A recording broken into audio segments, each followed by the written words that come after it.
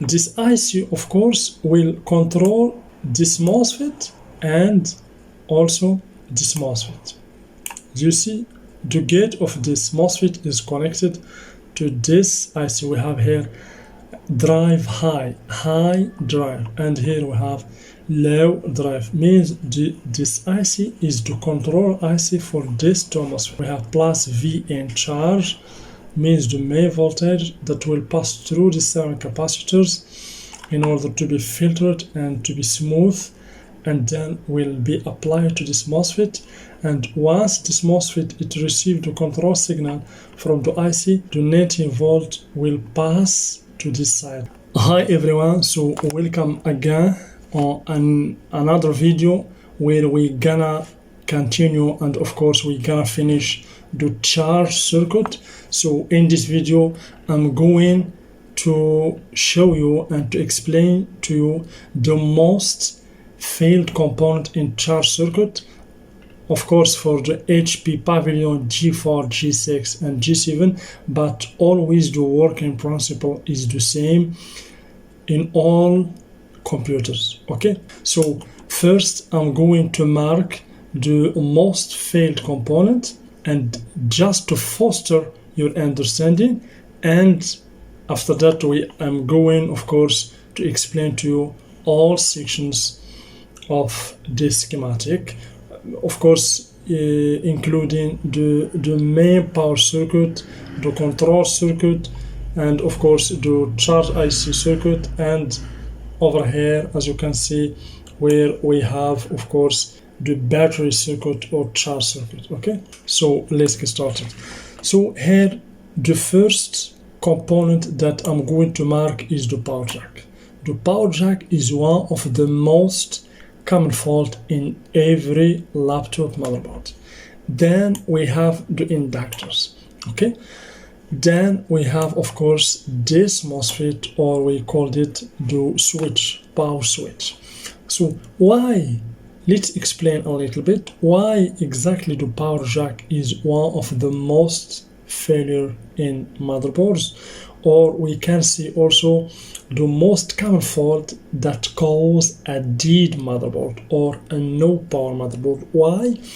Because basically the power jack has many paths that is connected to the motherboard, and when there is a dry means the path is not connected efficiently to the motherboard. When there is a dry in one of that paths, so the connection or the power will not pass correctly to the motherboard. That's why the power jack can cause a dead motherboard. Then we have inductor. Of course the inductor and this switch are the bridge for the power from the power jack or from the DC jack, as you see here. So that's why of course these two also are mandatory and are among the most common fault or on a dead motherboard or on a charge circuit failure. Okay, this inductor and the MOSFET. Then we have this diode. This diode basically, and this ceramic capacitor over here, and also this ceramic capacitor. Okay, those basically are for protection. We can also add this one. Those basically are for protection. Okay, so any shorted component here can cause a dead motherboard or a no power motherboard, because this or this component, as you can see, are connected, as you can see, to the ground. We have ground everywhere here. This one also, for this one for example, the ceramic capacitor, no, this one basically cannot cause a short circuit because it's not connected to the ground. Okay, so then we have these ceramic capacitors. If one of these capacitors is shorted to the ground, okay, we will get here the main power will be of course shorted to the ground, and this power, basically this one, is exactly this one, the V adapter, or this one. Okay, so also ceramic capacitors can cause a dead motherboard. And then we have the IC. The IC also can cause a dead motherboard. Why? Because we have here ground everywhere connected to the IC. So the IC also is one of the most common faults. We have also this MOSFETs. Based on my experience, I find also, especially this MOSFET here, the lower MOSFET that is connected to the ground are one of the most common faults. And of course we have here these ceramic capacitors also that are connected to the ground. Anyone that is shorted here, we will not get here the battery charge. We have also this diode, this is protection diode, and we have the ceramic capacitor also connected to the ground. So all this component that I marked here with this circle, okay, you should always pay attention to this component. And of course we have here this IC. This IC basically is the responsible that gives the control signal to this switch. This IC also could be overheated sometimes and then could be failed. When this IC is failed, we will not get here the control signal, means the 19 volt will not pass to the motherboard or to the other circuit in the motherboard, and after that you can get a dead motherboard. So we have also here next to battery connector we have this ceramic capacitor. These two ceramic capacitors, as you can see here, could be also connected to the ground, and anyone that is shorted means we will not get the battery charge, and we will get of course a no power motherboard. Okay, so this is basically the most common fault that is of course in the charge circuit that we should always pay attention. Where we have a no power motherboard or a shorted motherboard, we can add also any capacitor that is connected to the power rail. Any capacitor that is connected to the power rail should be checked. For example, here we have plus VN. Do you see plus VN? Means those capacitor that is connected to plus VN should be checked. Could be connected to the ground and could be, of course, could make a short circuit in the motherboard. Now we're gonna see how to track the signal. So we have here 19 volt. As I told you before, here the 19 volt will go directly in this direction. It will pass through the inductors to increase the current and adjust the current through this switch or MOSFET, of course after receiving the control signal from this IC, and then will go and pass of course through this transistor. As you can see, we have PQ52, okay, and then we will get here the power SRC, as I told you before, that will be distributed to the whole motherboard, to all circuit in the motherboard.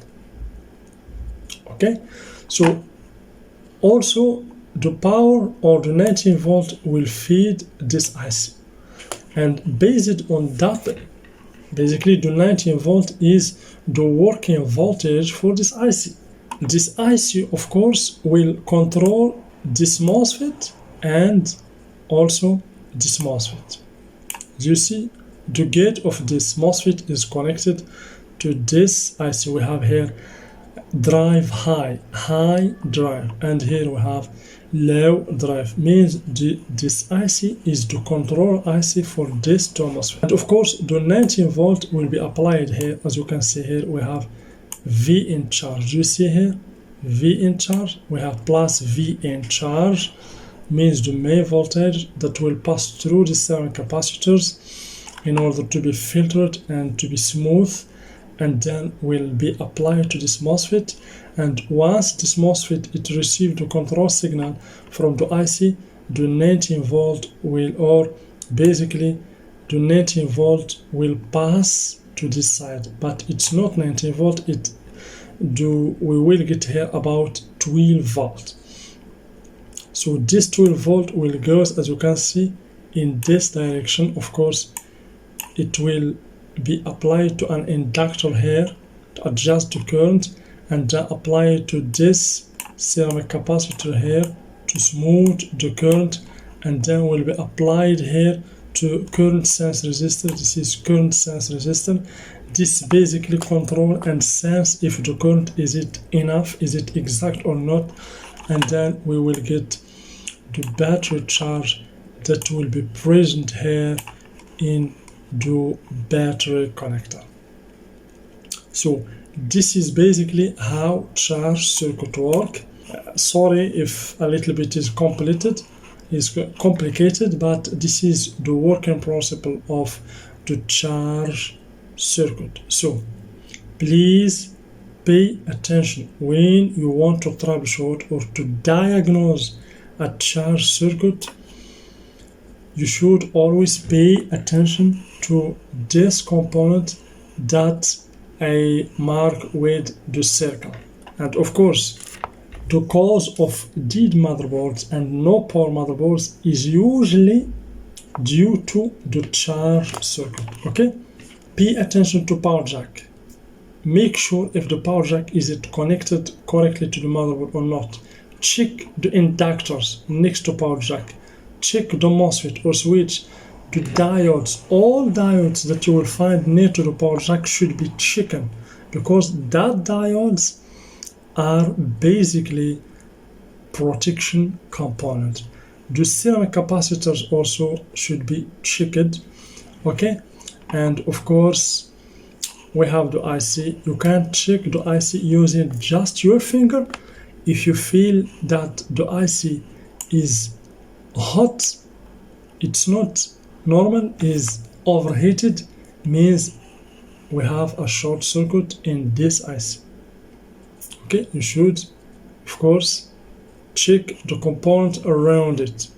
It could be a ceramic capacitor that caused a short circuit, because here we have ceramic capacitors usually or always next to the any IC. You will find that the ceramic capacitor is connected to the ground in one side and to the IC in the other side. This one, for example, here, this one, as you can see, connected to the ground in one side and to the IC in the other side. Of course, we have here resistor. We have this one, for example, this ceramic capacitor here, we have the ground here and also connected to the IC in the other side, etc. So this one, for example, also, as you can see, connected here, as you can see, to the IC in one side and to the ground in one side. Means if this ceramic capacitor is shorted, the IC also will be shorted. That's why I told you to check and to verify the control signal or the control IC and the component around it.